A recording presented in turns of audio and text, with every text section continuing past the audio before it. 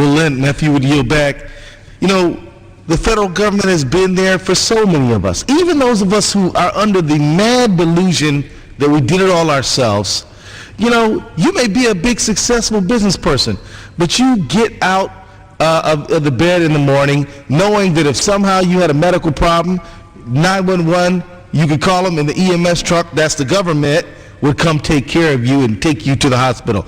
If you do manage to get all bathed up and clean, the water coming out of the shower, somebody inspected it to make sure that it wasn't going to poison you. You get in your car, you get out on the road. That's the government too, buddy, right. Making sure that you have a decent road to go on. And then because people aren't driving a gazillion miles an hour, driving crazy, there's a cop out there making sure that people obey traffic rules. That's the government as well. Right. And there's a light that's properly regulating the traffic flow, the government. And then you drive to work and you see your employees. And you know what? They were educated in public schools, the government again.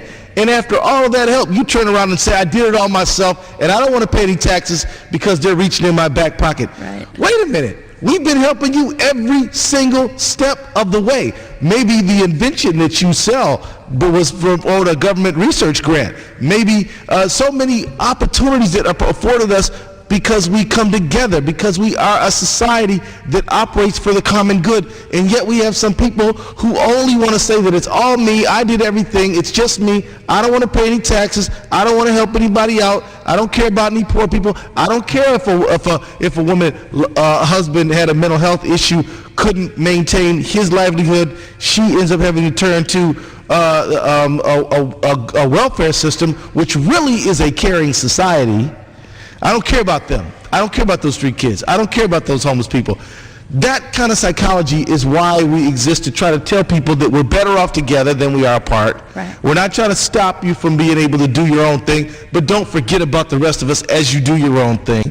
The taxes are what we pay to live in a civilized society. The taxes are what we pay if we want good roads, good water, clean meat. If you want to be able to eat a peanut and not fall out from salmonella poisoning. This is what it's all about. If you want to make sure that some of those women who were not as lucky as you, Lynn, maybe who didn't have those job skills, maybe just weren't as fortunate as you, but we do have a system in place to do workforce training so they can get some skills and take care of themselves, because we all want to be able to take care of ourselves. Absolutely. This is why the Progressive Caucus exists. So let me yield back to you again. Well, so let's look at the four things. Number one, the Progressive Caucus is in there pitching hard for the education. 2, for aid to the states. 3, for home ownership. 4, health care. The Progressive Caucus fighting for America's people. I'm so proud of the leadership that you and Congressman Grijalva offer to us. Let me also add, on this health care front, the pandemic flu preparedness. That's a serious health care issue. In the Senate version the House version included $900 million for flu, and the original Senate proposal only had $870 million. That could be a big difference for people who really need the help. But I also want to just add on a few other items, if I may. You mentioned the Neighborhood Stabilization Program, very important program, and I want to mention that, which was I believe the third item that we asked for in the Progressive Caucus letter.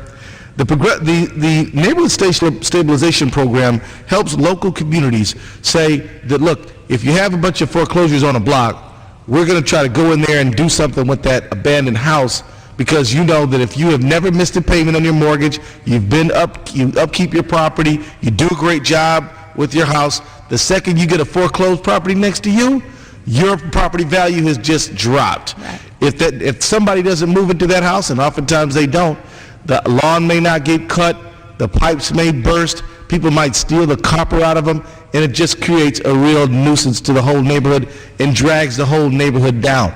Again, back to this idea of some people who believe, well, I don't want to help anybody out of foreclosure because I paid all my bills.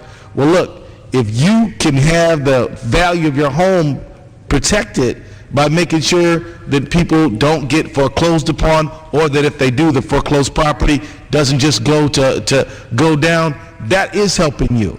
That is helping you. But it's helping you in a way that recognizes that you're a member of a community and not out there all by yourself. And I also want to mention, as you mentioned, as we talk, there are other things like infrastructure development that we got to keep fighting for.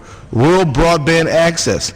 In the Senate compromise, funding to increase broadband access in rural areas and other underserved parts of the country is reduced from $9 billion to $7 billion. That's more than twice as much as what as the House has offered. Also, burn justice assistance grants. Yeah. Let me tell you, these help fund a lot of police departments around the country.